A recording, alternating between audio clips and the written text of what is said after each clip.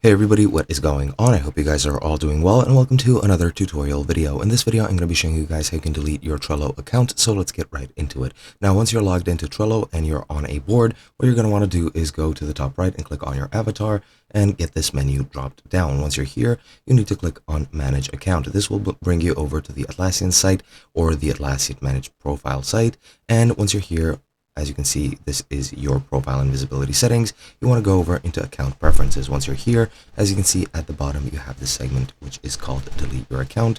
And as you can see, when you delete your account, you lose access to Atlassian account services, and they permanently delete your personal data, and you can cancel the deletion within 14 days or 2 weeks if you change your mind. Now, what you need to do is click on delete your account, and you'll be brought over to this page where it tells you everything you lose once you delete your account.